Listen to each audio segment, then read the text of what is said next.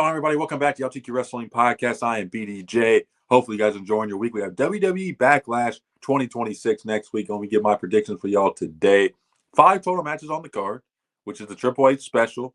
Io Sky and Asuka, Roman Reigns and Jacob Fatu, Danhausen and a mystery partner against the Miz and Kit Wilson. We have Trick Williams against Sami Zayn, the rematch for the United States Championship. And then Braun Breaker against Seth frickin' Rollins as they continue their rivalry after WrestleMania. So, all in all, not a bad match card.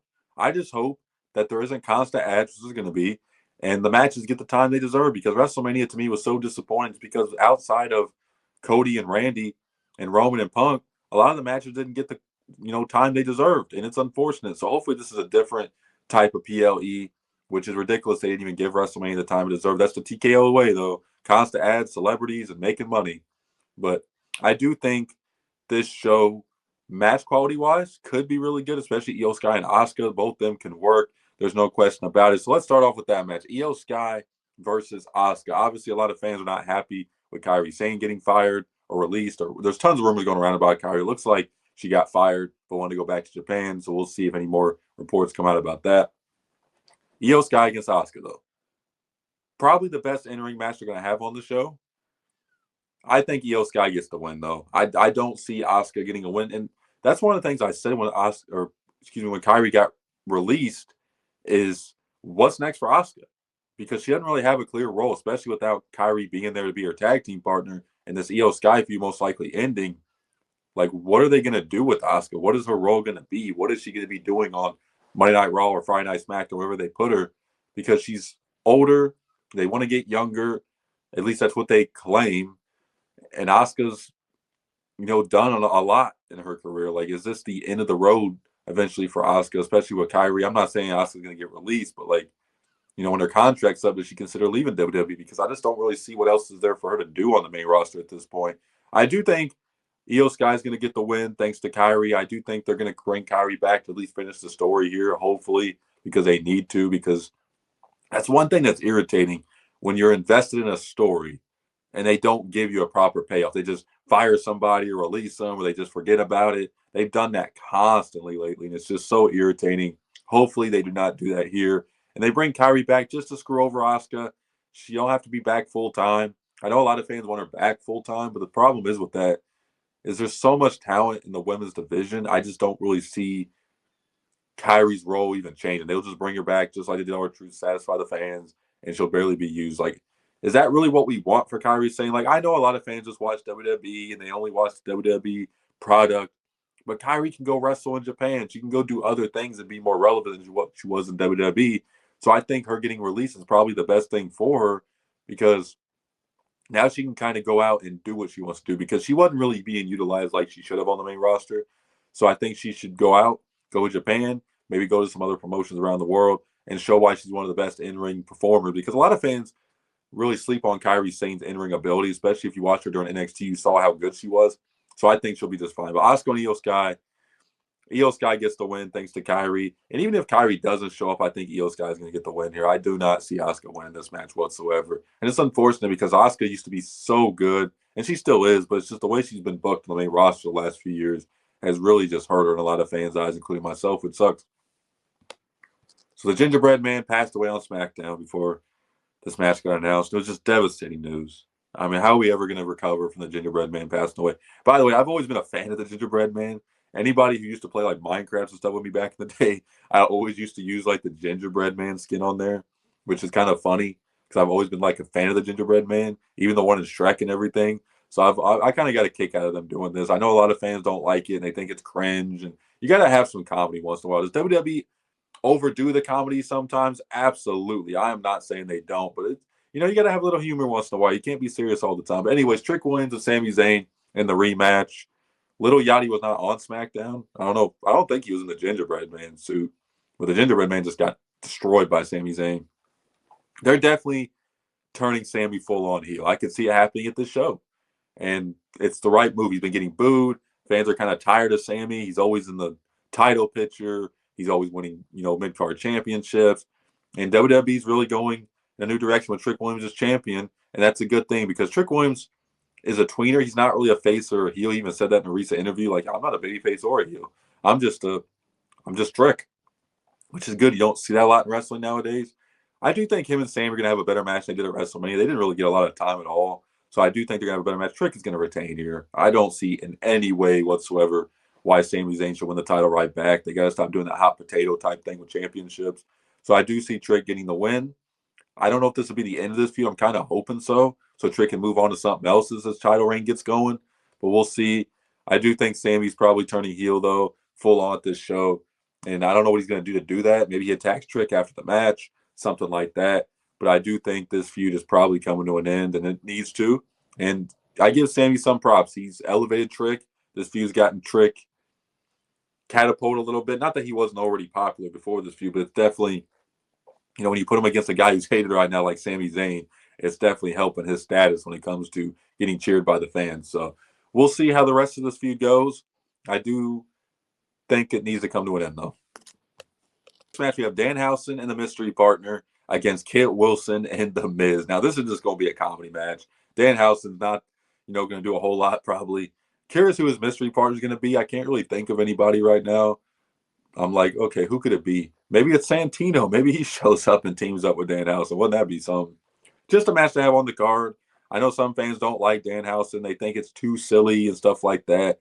He's making them a ton of money, though. He's selling them a ton of merch, and he's doing what he needs to be doing. So I can't really be mad at WWE for pushing this guy, because when somebody's popular, you're going to take advantage of that momentum and keep riding it. So Miz and Kit Wilson, it's part of me wishing Miz was doing more stuff that was important and, serious sometimes, yes. But this is what Miz wants to do. He wants to work with new talent. He wants to help get him over. That's his role now. He's in his 40s. He's won world titles. He's won the Intercontinental title. He's won pretty much everything in this company. So I'm not mad at it entirely. I just wish sometimes Miz was taken a little bit more seriously in this company, because he is a former WWE champion. It's just like sometimes you forget about that with the way they present him sometimes.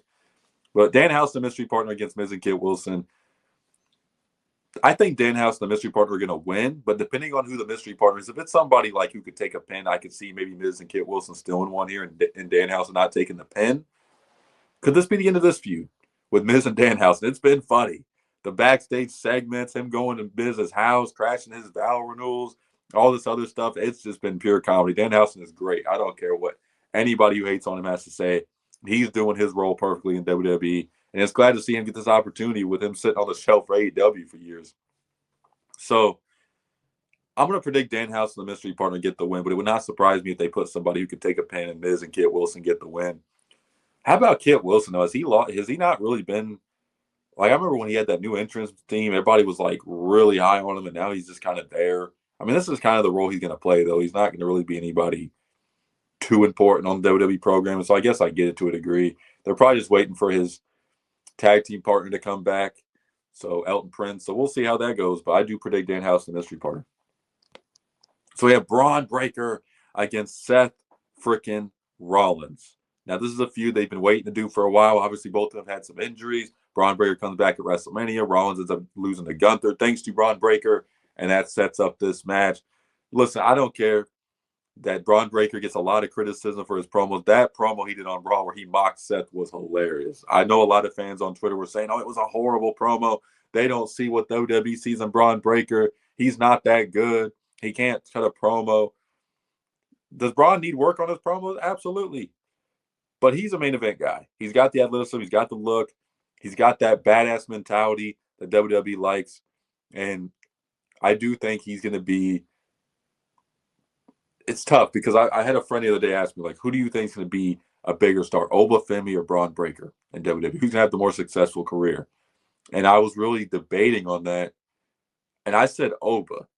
And he was like, really, over Braun Breaker? I said, yeah, just Oba has – I mean, it's going to be close. I do think they're both going to be multiple world champions. They're both going to win a Royal Rumble. Wouldn't be surprised if one of them wins Money in the Bank the next few years.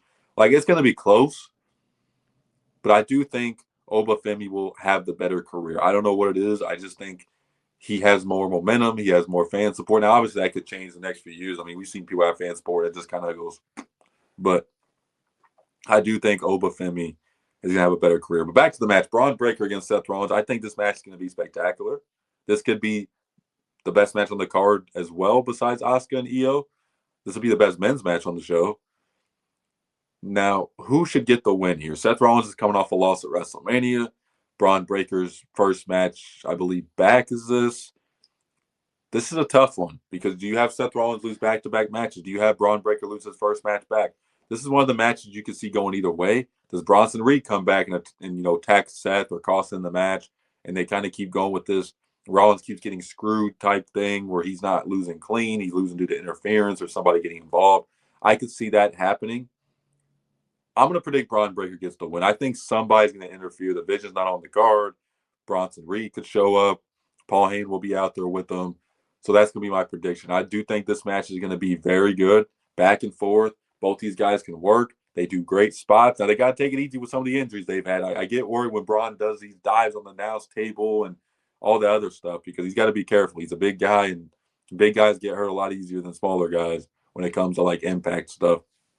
And even Seth, like, that coast-to-coast he got injured on before, like, you got to chill with stuff like that. I get Rollins wants to do all this crazy stuff, and he's one of the best in-ring guys in the company, but you got to take it easy. This isn't WrestleMania, even though WWE don't make WrestleMania feel like WrestleMania. Just go out there and have a great match. Not to have a 5-star match where one of you get hurt. Just have a great match. Even when Braun does that Hurricane Rana now, I get worried because he's laying on his head a few times. He's botched it a few times.